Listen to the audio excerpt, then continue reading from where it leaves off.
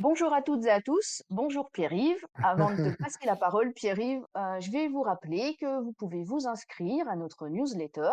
Le lien est dans la description sous la vidéo. Vous aurez accès chaque semaine à la vision des marchés de Synapse et bien d'autres choses. Donc, je vous invite à nous rejoindre. Pierre-Yves, la saison des résultats du troisième trimestre touche à sa fin. Il est toujours utile, évidemment, de faire le bilan, mais surtout, on doit s'intéresser finalement aux perspectives annoncées et aussi les rapporter au niveau de valorisation des marchés. Ces derniers mois, oui, je pense que je peux dire ces derniers mois, tu t'es montré plutôt prudent. Est-ce que finalement, ces résultats et ces perspectives nourrissent ta prudence? Alors, on est trop prudent par rapport à ce qu'on a vu, c'est-à-dire qu'on s'inquiétait quand même de livraison du troisième trimestre qui puisse être, en délicatesse avec les attentes du marché. Ça a été un peu le cas, mais pas beaucoup le cas. Autrement dit, le marché a de bonnes raisons de résister puisqu'on n'a pas eu de catastrophe. On a seulement pu noter dans l'univers qui est le nôtre, un peu plus de 500 grandes entreprises européennes, qu'un bon 40-45 n'était pas dans les clous, ce qui est un chiffre élevé. Alors, la définition de être dans les clous, c'est l'idée que se fait l'analyste du consensus, et le consensus est-il rejoint avant de la publication ou non? Et donc, on a observé ça. Alors, c'est une science très inexacte, hein, puisque les consensus sont largement gérés. Mais néanmoins, donc, ce ratio d'échecs, en quelque sorte, est plus élevé en Europe qu'il ne l'a été, et surtout, il est beaucoup plus élevé qu'aux États-Unis. Alors, les gens un peu cyniques diront que les Américains gèrent mieux, la production de consensus. Bon, sur le fond, les entreprises souffrent quand même beaucoup de l'effet dollar. Elles sont plus transparentes sur l'ampleur de cet impact. Elles commencent à évoquer, tardivement, le fait d'être arrivées au bout de toutes leurs mesures de diversion de l'effet, heu, douane, frais enfin, droits douane américains. Ouais. Donc étant arrivées au bout, elles en prennent une partie sur leur compte d'exploitation et à leur détriment. Et puis elles sont un petit peu moins, comment dirais-je? Enthousiastes sur leur carnet de commandes. On voit bien que les choses ralentissent quand même, que ça soit sur la capacité exportatrice de l'Europe au sens d'une Europe, traditionnellement industrielle qui serait, on va dire, germanisante et scandinave, qui a de fortes habitudes d'exportation, ou que ce soit le problème américain, qui donc vient freiner ces exportations d'entreprises européennes. Donc on voit bien que les couleurs de 2026 sont prudentes dans la communication d'entreprise, ce qui ne veut pas dire pour autant que ça soit une catastrophe en termes de prévision, parce que une fois de plus, l'analyste étant un animal optimiste, ce qu'on n'a pas réalisé sur 2025, on va revenir sur 2025, est déplacé comme un espoir sur 2026. Alors 2025, je lis tout de suite, on avait, je crois que je l'ai dit plusieurs fois, on avait anticipé des croissances de résultats de l'ordre de 8, 9, 10 en début d'année 2025, et on va terminer, probablement autour de 1,5, entre 0 et 1,5. Donc on a perdu beaucoup de plumes dans le voyage, Mmh. et comme je viens de le dire, ça se transfère en partie ou très large partie sur les anticipations de Ouais. 2026. Mmh. Voilà donc un petit résumé de la séquence, donc du troisième trimestre. On peut peut-être préciser que les banques continuent de très, très bien se porter. C'est important parce que les banques, c'est un Oui. un animal structurant de l'espace européen. C'est un peu plus de 10 de peut-être 12 de la capitalisation boursière, mais c'est, je fais un calcul rapide, c'est plus de 20 quand même pas dire de bêtises, non, que je suis un peu perdu dans mes chiffres, mais on est surtout la variation de résultats des banques est comme un des plus gros contributeurs aux résultats 2025. Donc sans ces Mmh. banques, on va dire les choses autrement, on aurait probablement une Voilà. variation négative. Voilà, c'est comme ça qu'il faut dire les Mmh. choses. Donc donc finalement, tu dis que, vous êtes trop prudent, mais vous restez quand même prudent? Oui, on n'a pas de raison, de changer de musique parce que les dégâts, créés par par l'incertitude Trump, quand même se propagent dans l'économie. Il y a une hésitation, générale que l'on sent bien sur les prises de décision d'entreprise. C'est normal, hein. N'importe quelle entreprise, qu'elle Mmh. soit américaine, j'allais dire, marocaine ou française a rigoureusement le même problème, c'est il faut qu'elle puisse investir et on n'a pas de lecture du monde qui soit autre chose qu'un bouleversement. On peut dire, si on est un peu provocateur, que ce bouleversement est porteur peut-être d'une accélération de la croissance demain, hein, parce qu'il y a des chocs Mmh. qu'impose l'univers Trump qui a le mérite quand même de secouer un peu les gens dans leurs habitudes, mais la probabilité est quand même assez élevée que, le cycle d'investissement soit au ralenti et que donc on paye demain ce déficit d'investissement sous la forme d'une croissance moindre. C'est ça qui reste, assez, clair dans la lecture qu'on fait du monde et qu'en font les entreprises. La Et bonne nouvelle, finalement c'est que ouais, pardon, j'allais dire un pardon. point, c'est qu'il Non, n'y a non, pas eu de vas-y, crise vas-y. il y a pas eu de crise financière. On s'attendait quand même à ce que ce cumul de décisions politiques un peu insensées, on est toujours dans le fait totalement insensé, de l'administration Trump, crée comme les conditions d'un risque financier perçu sur l'espace américain et le refinancement américain et par construction sur l'ensemble de la sphère économique. Pour l'instant, rien.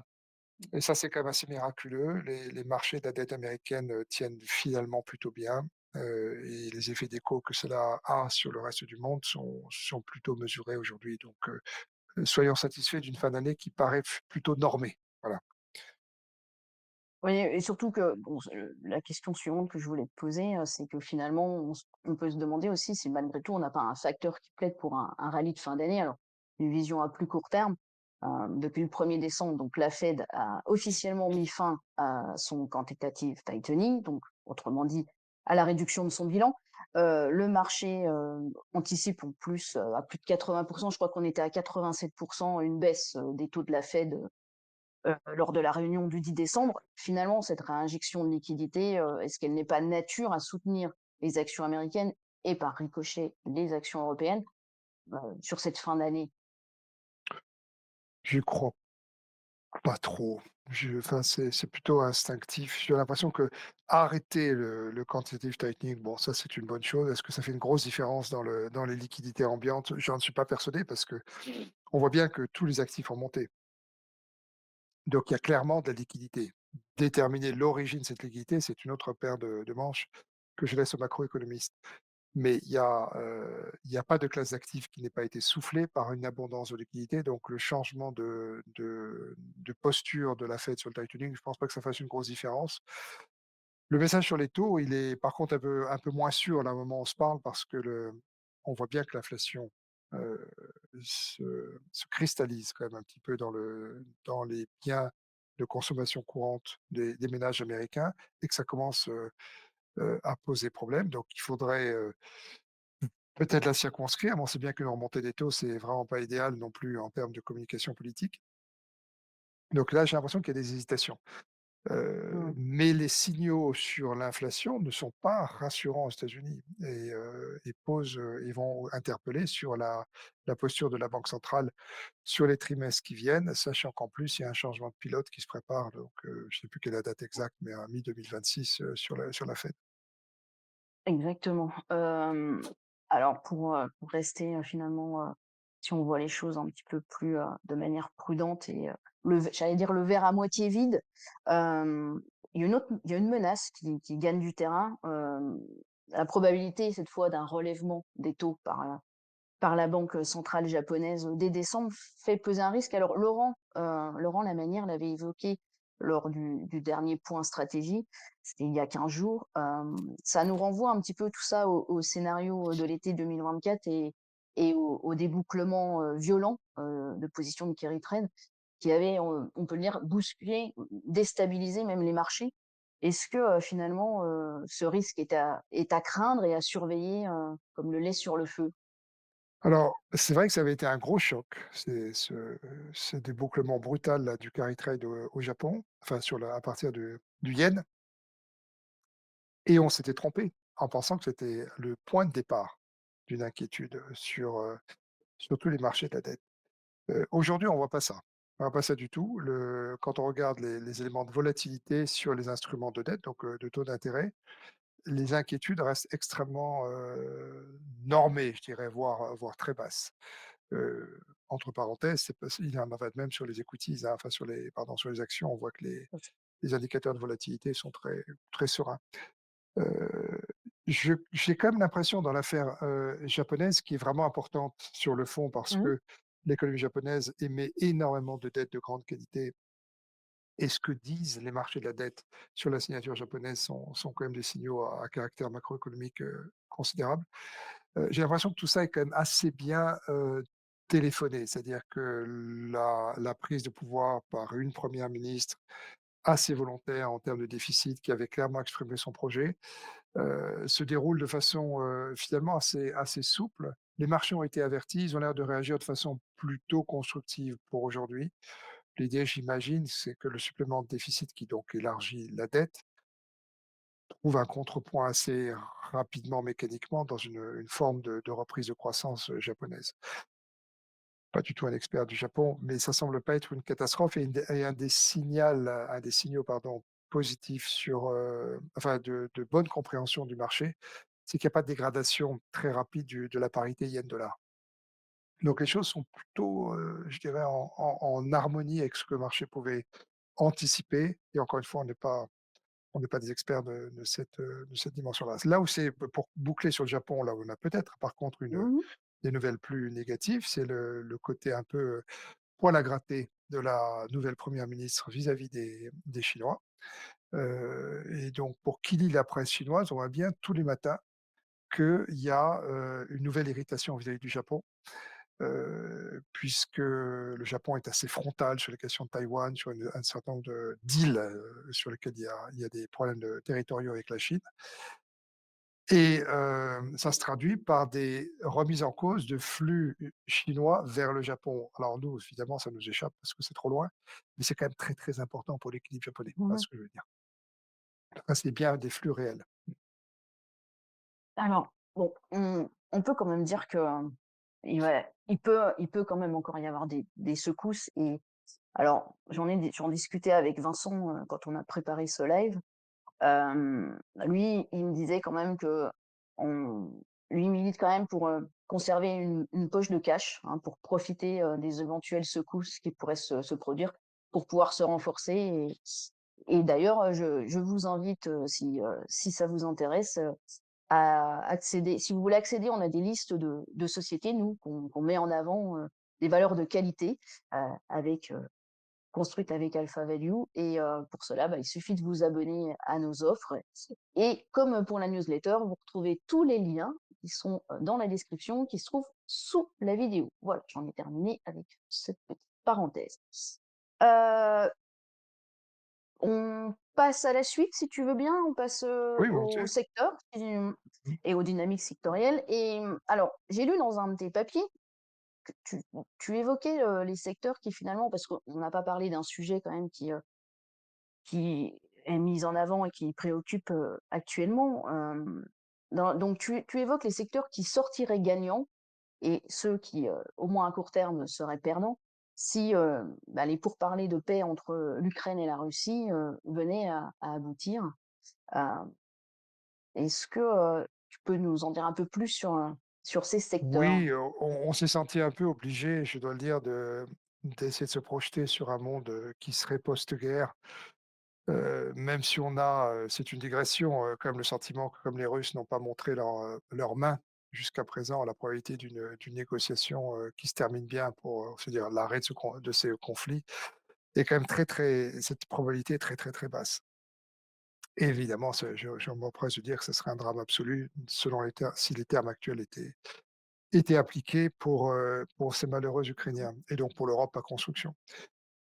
Ayant dit ça, c'est pas très difficile de voir que évidemment dans un projet de reconstruction, le secteur bancaire en bénéficie parce qu'il faut faire circuler, l'argent à très, très grande échelle.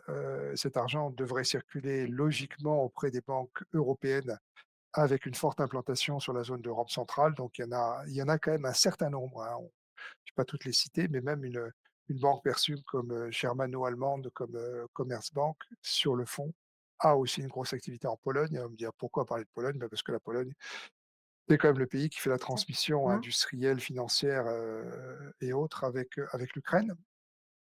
Et puis tous les Ukrainiens qui sont installés en Pologne ont vocation évidemment à repartir et à reconstruire leur pays. Ce schéma-là, on le retrouve sur beaucoup de banques, et de banques, parfois pas perçues comme étant vraiment, sur l'Europe centrale. Je rappelle qu'il y en a 2 sur l'Europe centrale qui sont connues de tout le monde, hein, c'est Raiffeisen en Autriche et sa société, sœur autrichienne s'appelle Erste Bank. Les 2 ont de très belles implantations. On pourrait en parler plus en détail s'il y avait des questions là-dessus. Ça, c'est le premier secteur. Le deuxième secteur sur lequel, tout le monde est à peu près d'accord, c'est évidemment le ciment nécessaire à la reconstruction. Mais vous noterez que je ne parle pas d'acier. Je parle pas d'acier parce que dans le cas de l'Ukraine, il y a historiquement quand même de réelles capacités industrielles, en termes d'aciérie. C'est à remettre en route, mais on peut faire confiance, à des acteurs historiques comme Mittal pour s'y mettre. Par contre, sur le ciment, il faut en faire venir d'un peu partout et là encore, ce qui est intéressant, c'est de voir que les grands groupes européens ont des implantations industrielles, qui vont bien, pour déplacer du ciment. Alors, on va pas déplacer du ciment par camion, hein, tout le monde sait que c'est extrêmement lourd, et donc difficile à transporter, mais on le fait facilement par bateau et par bateau, qui regarde une carte va voir, la mer Noire et qui va voir la mer Noire va penser à la Turquie et qui regarde une carte turque va voir un immense nombre de de cimenteries et beaucoup d'entre elles étant détenues par des groupes européens. Donc il y a toute une logique de flux là qui paraît, potentiellement très intéressante, qui remettrait en tension, évidemment tout le secteur cimentier parce qu'une nouvelle demande de ciment, c'est ce qui il en faut très, très peu, évidemment, pour ranimer ces marchés-là. Voilà, donc c'était les éléments de discussion qu'on a eus sur ces 2 secteurs, le troisième étant de toute évidence la défense avec un bémol. Quand on parle de défense, c'est dans l'idée que les groupes européens vont devoir faire attention à l'expérience, ukrainienne et donc probablement racheter, s'ils le peuvent, des entreprises ukrainiennes ou se mettre en partenariat avec les entreprises ukrainiennes plus que de leur vendre des technologies, occidentales. Là, tu parles, du secteur qui, à court terme, serait perdant. C'est, Alors, oui et non, parce qu'on dit perdant, pour la consommation instantanée de défense, autrement dit, des tanks et des munitions. Ça concerne en gros Rheinmetall. Mais pour tout mmh ce qui est de l'équipement structurel, de systèmes de défense, là, non, tous les groupes européens ont potentiellement, un marché considérable dans la mesure où ils seraient financés, ce qui en soi est une autre question. Est-ce que tu veux qu'on jette un œil sur le bilan, sectoriel, parce que là, finalement, on a fait, un petit focus, sur ces secteurs Oui, qui seraient gagnants ou perdants. Est-ce que tu veux qu'on fasse un petit bilan quand même, peut-être, alors là, je me trompe de sens. Donc ça, c'était sur le mois passé, sur les secteurs oui, finalement qui ont volontiers. ont le mieux performé et ceux qui sont en queue de peloton. Donc on a la pharma, les infrastructures et transport qui sont en quatrième. On a les banques, hein, qui arrivent en Oui, quatrième parce qu'ils se place. défendent On a bien, vu qui on a sont vu que deuxième sur, secteur. Mmh. voilà, depuis le début de l'année, ils sont en numéro un. Exact. Donc la pharma qui Oui, alors revient. donc sur les secteurs qui se portent bien, donc la banque, c'est important de dire qu'elle n'a pas capitulé. C'était une lecture que nous Mmh, faisions il y a plus d'un mmh. mois sur l'idée qu'elle était arrivée à un point haut, c'est pas le cas, donc tant mieux. Alors c'est peut-être un peu tiré par cette affaire ukrainienne, mais il y a plus que ça quand même. Après sur les secteurs qui se redressent là, il y a les infrastructures. Les infrastructures, c'est les concessions, les groupes de construction. Ça, c'est une surprise. On a du mal à comprendre les mécanismes et je pense pas que ce soit uniquement guidé par, les commentaires que j'ai pu faire là sur le ciment, qui auraient des conséquences, sur les groupes de construction, hein, c'est-à-dire que le ciment traduit, le fait qu'il y a des grands projets et donc est-ce que ces grands projets pourraient intéresser les groupes d'infrastructures? Peut-être, mais je crois pas que ce soit ça qui a animé le secteur récemment, et on a du mal à distinguer pourquoi il y a un intérêt à nouveau pour ce secteur. Le point probable, c'est il y a quand même une logique de taux. Un groupe d'infrastructures, c'est un groupe qui possède des actifs, donc des actifs d'infrastructure, donc autrement dit des concessions, et ces groupes-là vont croître d'autant plus vite que les taux sont bas et la musique, en Europe reste quand même de taux bas, voire, non, alors même s'ils ne bougent plus trop maintenant, ils sont quand même très agréables pour ces métiers-là. Sur le transport, j'ai pas trop d'idées sur la raison pour laquelle ça a rebondi, et la pharmacie, bah, c'est le fait qu'on aurait, enfin une forme de clarté aux États-Unis avec les négociations sur le prix du médicament qui sont absolument, impossibles à résumer. C'est-à-dire personne n'utilise les mêmes références de prix, personne ne sait de quoi on parle. Ce sont des prix pour les acheteurs en gros, ce sont des prix pour les assureurs, américains, ce sont des prix, discomptés, ce sont des prix, d'affichage, ce sont des prix, pour les particuliers en pharmacie. Donc il y a pas j'ai on a vérifié ce matin, on n'arrive pas à trouver une lecture simple de l'évolution des prix, sur la pharmacie américaine, mais toujours est-il que le message est perçu par le marché comme étant: «On a une solution». Donc ça fait beaucoup de bien, et dans cette solution, il y a aussi la dimension suisse, c'est-à-dire que vous l'avez peut-être en tête, hein, que les Suisses sont allés à Canossa avec un lingot d'or et une Rolex pour, renégocier leurs droits de douane, renégocier, ouais. donc de façon très favorable, revenir à de 39 à 15, ce qui est très, très important pour le secteur pharmaceutique, suisse. Voilà, et du côté du rouge, bon, bah, c'est d'une évidence, totale que le secteur défense a pris en compte les discussions, heu, autour de l'Ukraine. Ah, oui, La baisse du secteur IT hardware, c'est plutôt les prises de profit sur, le segment des équipementiers télécoms. ouais, ça, c'est quoi? C'est Heu, Nokia, Nokia et Ericsson Ericsson, ouais. qui avait bien réussi dans les mois ou le trimestre qui précédait.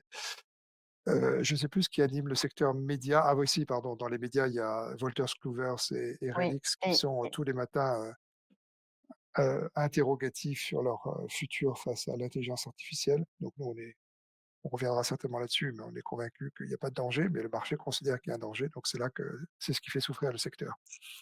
c'est vrai que le bas blesse, oui, effectivement, Mmh. on en avait déjà parlé, hein, tu l'avais déjà évoqué, le fait Oui, bien sûr. que Et je note quand même que le voilà. software se porte pas très bien. C'est quelque chose à dire sur ce dernier mois.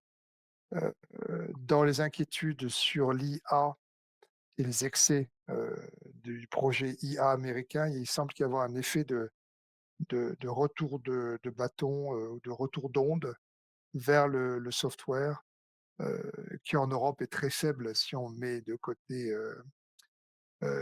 SAP. Mais ça a l'air d'être un peu le lieu où se gèrent du point de vue le sentiment de marché sur, est-ce que je suis, croyant en l'IA ou est-ce que je suis un mécréant, et bon, ça va, ça vient, et le secteur software, semble être le point d'intersection entre les 2. Voilà, Je te oui, sauf si tu as quelque chose à ajouter, quant non, à ça ira ce comme ça. point marché, je te propose Oui, en fait, ah, je répète, on n'achète pas de voiture. Secteur automobile est à éviter. Il a repris un petit peu, là, je le voyais sur le oui, graphique, je mais exactement, c'est ce que non, j'ai non, vu, hein, on reste à distance du secteur automobile, et les nouvelles ne je sont pas crois bonnes. que les immatriculations, de voitures électriques, ne sont pas si mauvaises que ça, mais sur le reste, Oui, mais il diagnostic, faut, c'est des immatriculations, encore très largement subventionnées. Il y a pas de modèle économique, qui tienne en Europe face à la puissance de feu des Chinois. On répétera jamais assez, leurs produits sont excellents et 30 moins chers, point barre. eh ben, merci Pierre-Yves pour ce point complet.